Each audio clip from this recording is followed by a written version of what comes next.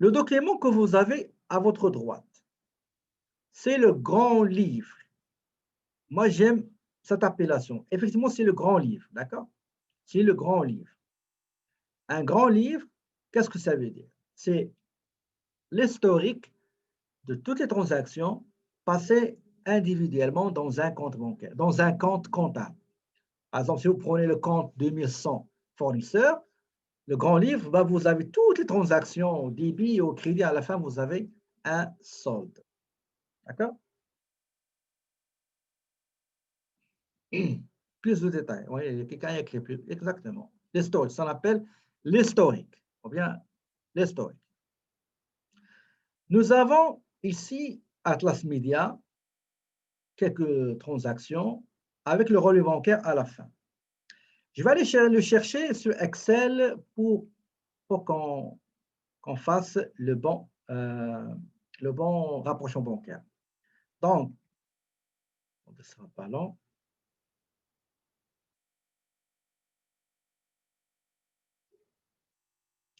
Le voici, donc ça, c'est le cas.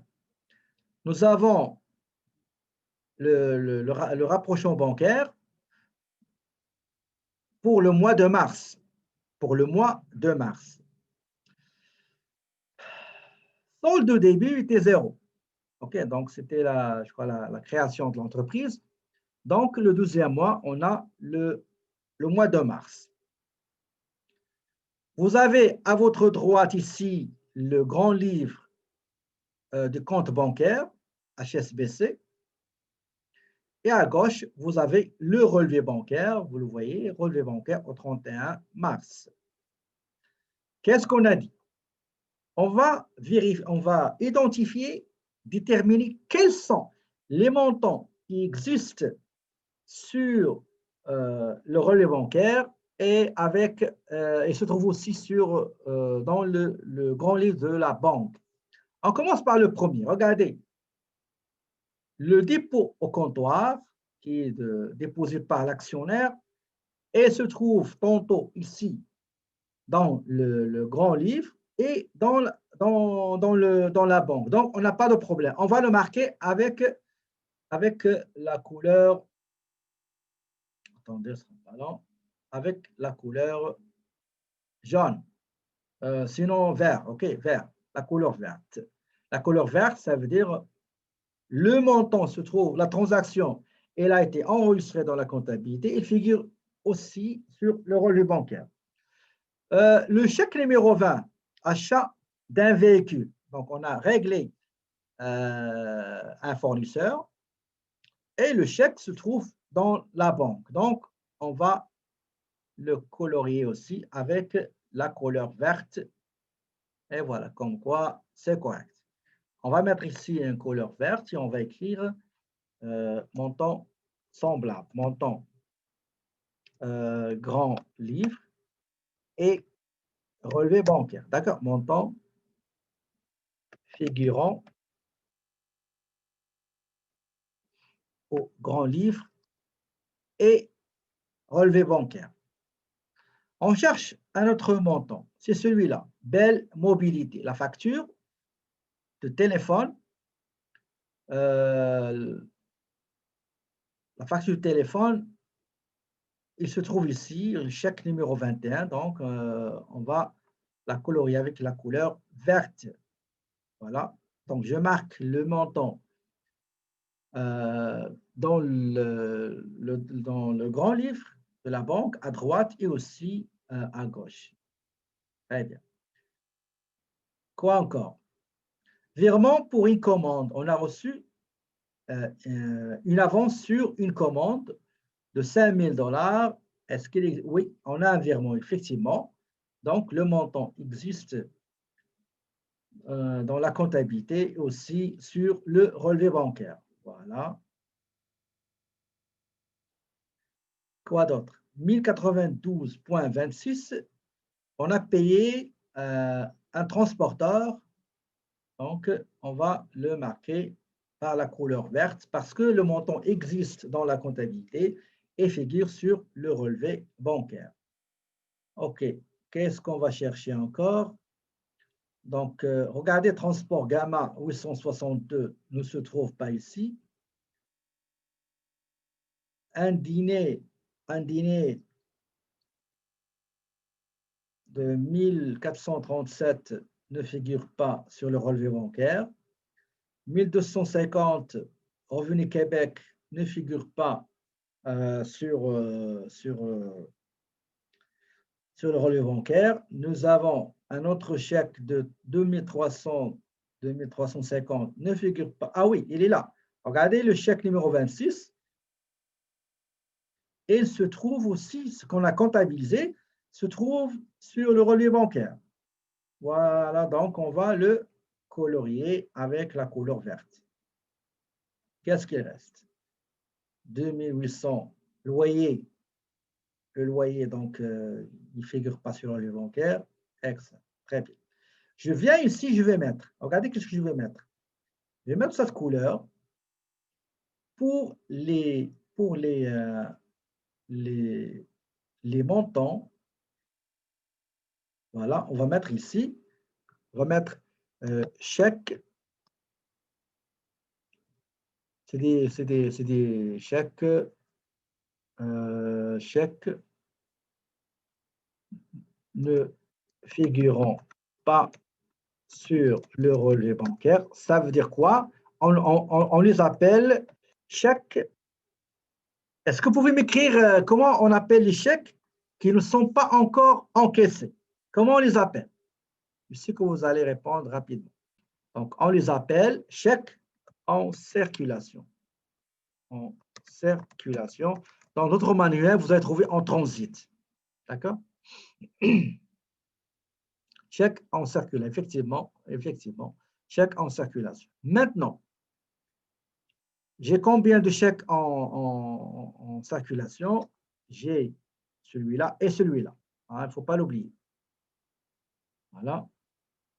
Et celui-là. Exactement. Maintenant, je vois qu'il y a un montant qui ne se trouve pas sur le relevé bancaire. Le dépôt des recettes du comptoir.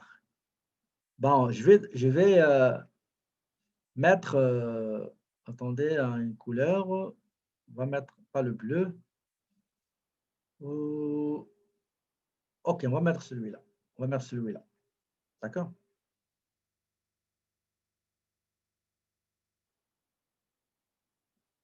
Donc, ce montant-là concerne les dépôts qui ne sont pas encore encaissés. Donc, dépôts en circulation. D'accord? Ou bien en transit.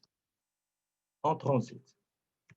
Dans le logiciel 50, il appelle ça en transit. D'accord? On va venir ici et on va ajouter ou bien en transit. En transit.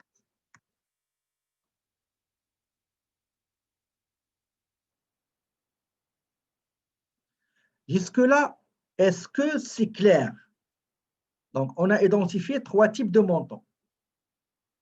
Il y a des montants qui se trouvent, qui sont en couleur verte.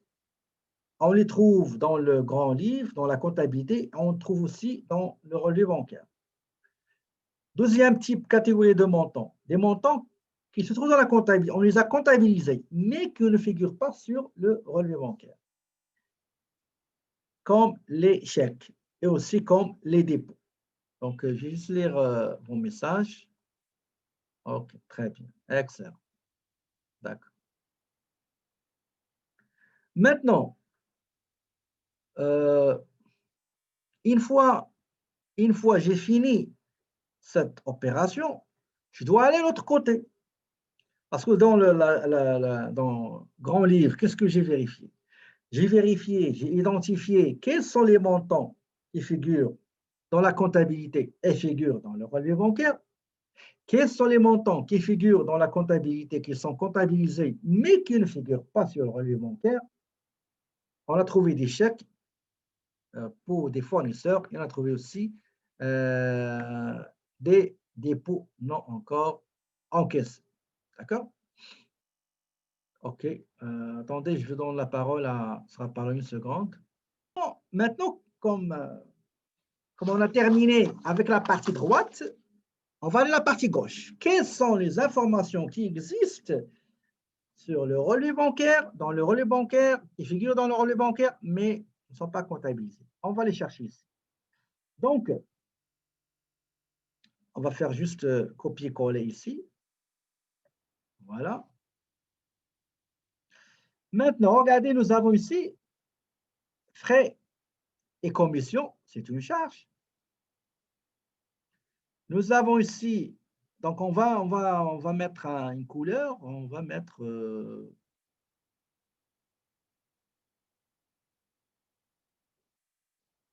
celui-là. OK? On va mettre cette couleur-là. Très bien. Nous avons ici autres dépenses qui ne figurent pas dans notre comptabilité. D'accord? Donc, c'est les frais et commissions bancaires. Nous avons aussi deux entrées d'argent qu'on n'a pas pu comptabiliser. D'accord? Qu'on n'a pas pu comptabiliser. Ça se peut que normalement, une opération, ça prend un peu 2 jours, 3 jours pour que vous receviez un avis de débit ou de crédit, ou bien vous allez les consulter sur le portail de la banque. Mais en ce qui concerne les intérêts, les frais, etc., normalement, généralement, on peut connaître les commissions et les frais qui précèdent, par exemple,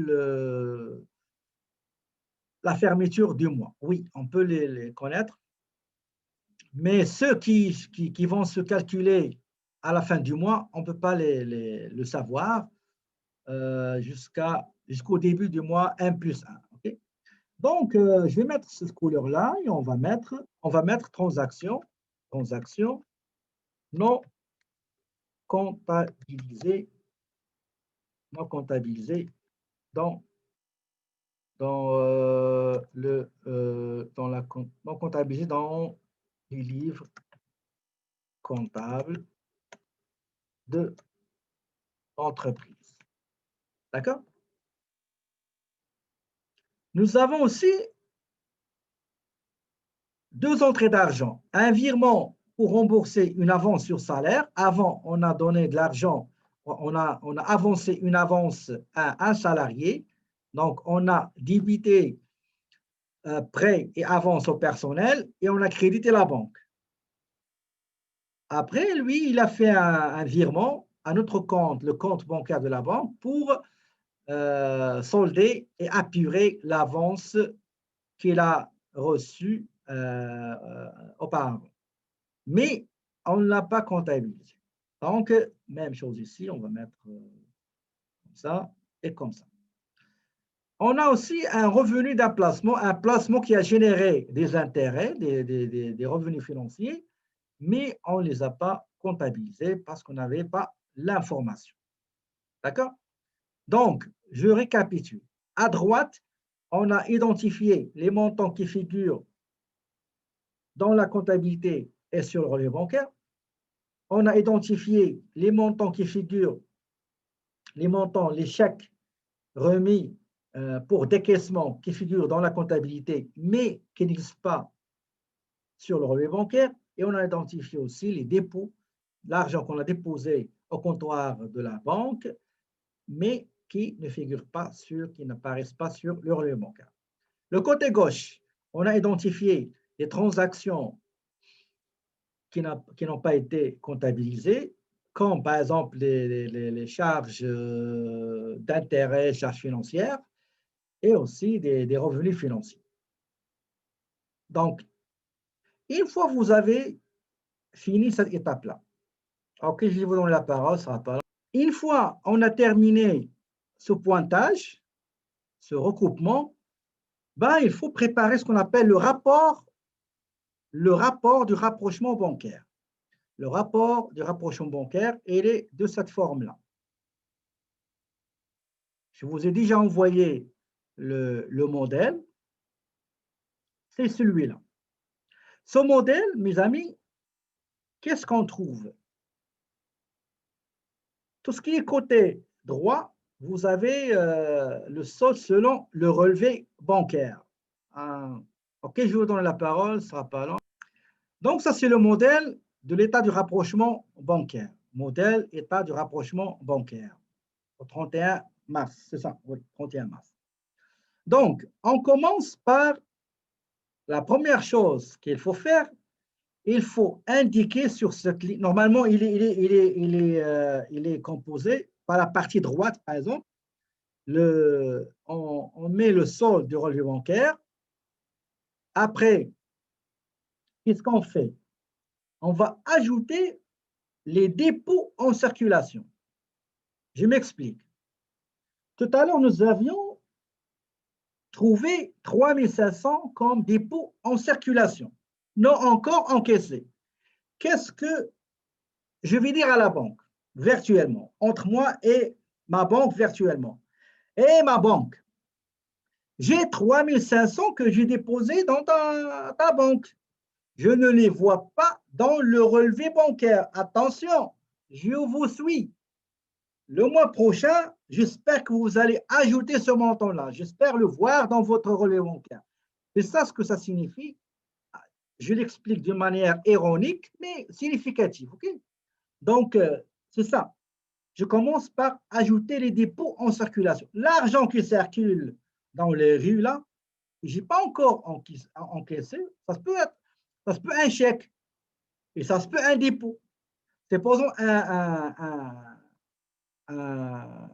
comment dirais-je, un client vous a donné un chèque, vous l'avez remis, mais n'est pas encore encaissé. Donc, vous allez dire à la banque, attention, HSBC, je vous suis de près.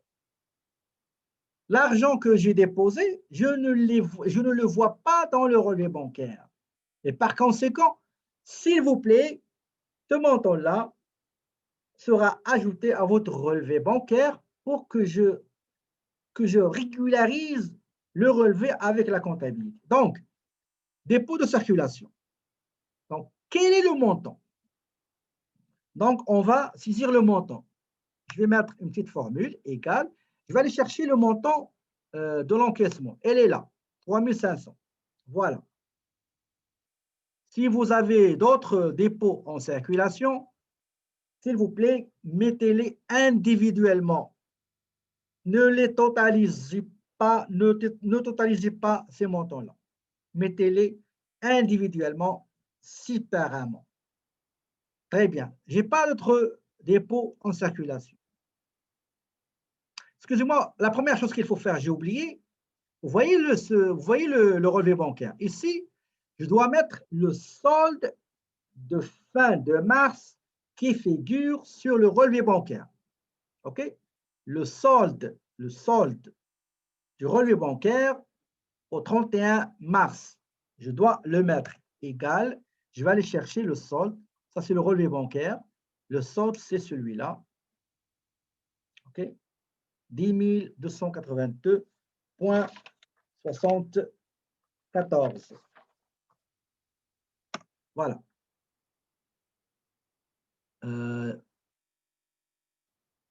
Attendez, ce ne sera pas long. Je réponds à un... Donc, je reprends. Donc, pour aller d'une manière graduelle, regardez, vous avez le A. Voilà, on va aller avec les... Vous avez le A dans la partie qui concerne le relevé, le grand livre de la banque, la comptabilité de la banque. Le A. Qu'est-ce que je vais mettre dans le A? Je dois mettre le solde de fin de mars qui figure dans ma comptabilité. Égal, je vais aller chercher le grand livre, c'est celui-là. Donc, le solde final, c'est 4643,89. D'accord? Donc, la première chose qu'il faut faire, je vais aller à la case A et mettre le solde de fin de période du compte bancaire de ma comptabilité. Maintenant, quelles sont les opérations qui vont augmenter l'encaisse? Ça veut dire quoi? Ça veut dire cette partie-là. Quelles sont l'entrée d'argent que je n'ai pas comptabilisée? Regardez, nous avons un solde de 4643. Si on prend en considération l'entrée d'argent qu'on n'a pas comptabilisée, eh ben, le solde va augmenter. C'est tout à fait normal. Nous avons un remboursement d'une avance de 1 500 $. L'argent va entrer dans notre banque et par conséquent, le solde du grand livre va augmenter. Nous avons un revenu financier des intérêts générés d'un placement de 1 750 $. On ne l'a pas comptabilisé, il ne figure pas dans notre comptabilité, mais maintenant, c'est l'occasion de le comptabiliser pour augmenter notre encaisse ou bien notre banque. Voilà, donc on commence par ça. Donc, le premier, c'est remboursement d'une avance sur salaire. Je vais mettre le montant qui est 1 500, égal, je crois, 1 500, pas long. Oui, 1 500. Voilà. Ça, c'est entrée d'argent. Il va encaisser, il va augmenter l'encaisse.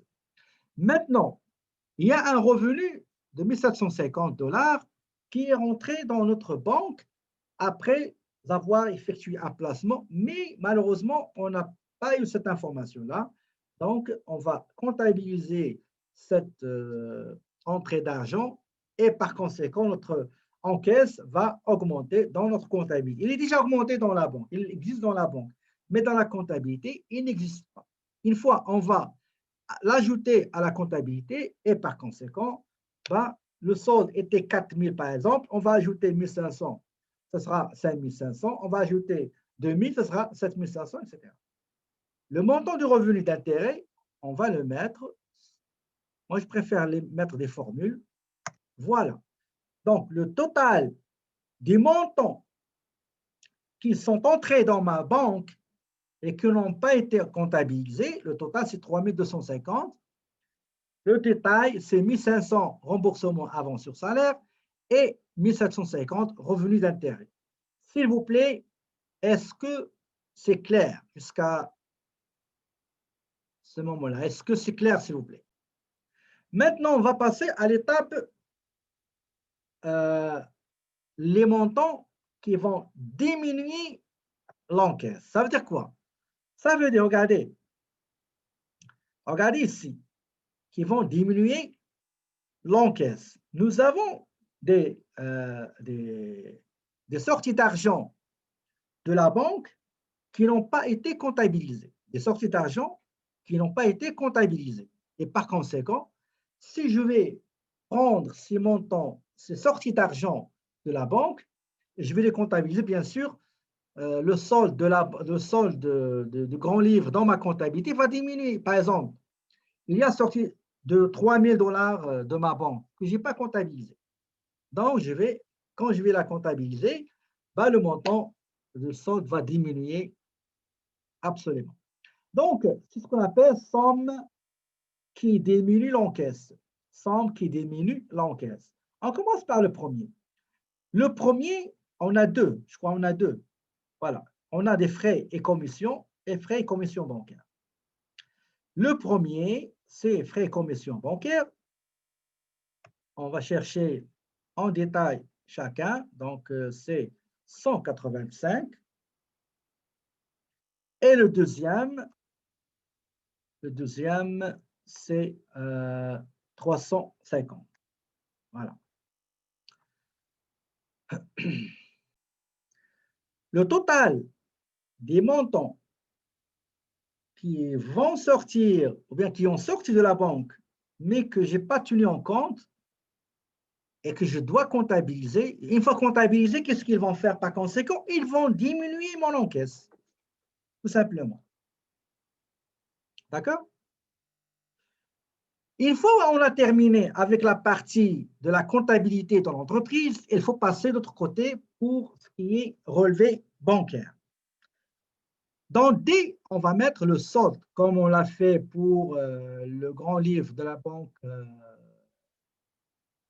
dans la partie gauche. On va le faire ici. On va chercher le solde de fin de mars qui figure sur le relevé bancaire. C'est celui-là, 10 282,74. Après, j'ai deux choses. J'ai mon argent à moi, que je dois avoir dans mon compte, mais je ne le vois pas sur le relevé bancaire. C'est de l'argent qui circule, ok, en transit. Et aussi, j'ai de l'argent, normalement, selon ma comptabilité, ils doivent être décaissés, sortir de mon compte. Mais je n'ai pas vu qu'ils sont sortis de la banque. Ça veut dire que c'est des chèques en circulation. Un jour, ils vont sortir. C'est le même principe. Pour les dépôts, je vais dire à la banque, écoutez, les dépôts de 3 500, le dépôt 3 500, s'il vous plaît, votre solde, pour que je m'ajuste avec ma comptabilité, je dois ajouter à votre solde un montant qui n'est pas encore dans votre banque. OK? Théoriquement. Pardon, ce n'est pas ici, c'est ici. Donc, 3 500. Très bien. Regardez en bas. En bas, vous avez solde débit, plus les montants qui vont augmenter le solde, moins les montants qui vont diminuer le solde. Il faut qu'ils soient identiques, semblables dans les deux côtés. Côté banque, relevé bancaire, et côté comptabilité de l'entreprise. Ici, nous avons 7 358 et ici, nous avons 13 782. Donc, il faut continuer pour voir est-ce qu'on aura le même solde à la fin. Bon, regardez, j'ai identifié 4 chèques non encore encaissés, décaissés, pardon. 4 chèques qui circulent dans l'arrêt de Saint-Catherine. D'accord? Un jour, ces montants-là, ces chèques seront décaissés. Qu'est-ce que je vais faire? Je vais revenir ici et je vais mettre date du chèque, qui est le bénéficiaire et quel est le numéro du chèque. C'est très important les précisions au cas de vérification. J'ai un chèque de transporteur Gamma à qui j'ai remis un chèque. Il ne l'a pas encore encaissé, le monsieur. Il ne l'a pas présenté à sa banque. Peut-être qu'il est en voyage, peut-être qu'il est décédé. Okay? Peut-être il a présenté, mais c'est coïncidé avec des jours fériés ou fin de semaine, etc. Donc, le premier montant, normalement, qui est en circulation, c'est celui-là, transport Gamma. Le deuxième chèque qui est en circulation, okay, qui est en circulation, c'est un remboursement de dîner d'affaires. Le montant, c'est 1437,19. Un chèque que j'ai envoyé à Revenu Québec, il n'a pas encore été décaissé, il est en circulation, égal, je cherche le chèque, c'est 1250. Regardez, le total, il n'est pas encore semblable. D'accord? Les deux totaux ne sont pas identiques. Et il me reste la dernière transaction, bien le dernier chèque en circulation. Non, il n'est pas encore décaissé. C'est le loyer et le parking. Égal, abracadabra, 1, 2, et voilà. Regardez, j'ai égalisé, ou bien j'ai régularisé, j'ai ajusté le solde du relevé bancaire et le solde des grands livres. Donc, le 1er avril, le solde début de mon compte, eh ben, sera ces deux-là. D'accord? Attendez, je vous donne la parole. Donc, après avoir fini le rapprochement bancaire, donc tout est correct, il faut regarder si les sommes qui vont augmenter la caisse, nous sommes dans la partie comptabilité, là où il y a le livre, okay, comptable. Les montants qui vont augmenter ma banque et que je n'ai pas pris en considération, je ne les ai pas comptabilisés, eh bien, c'est le moment, après avoir établi ce rapport, je me suis aperçu comme quoi je me suis rendu compte que j'ai oublié pas oublié je n'ai pas comptabilisé ces deux montants parce que je n'avais pas les informations. Et c'est le moment de les comptabiliser. Dans le journal général, regardez, nous avions les frais et commissions bancaires. Frais et commissions bancaires. C'était le 23 mars. Donc, il y a de l'argent qui est sorti de la banque, mais je n'ai pas comptabilisé. D'accord?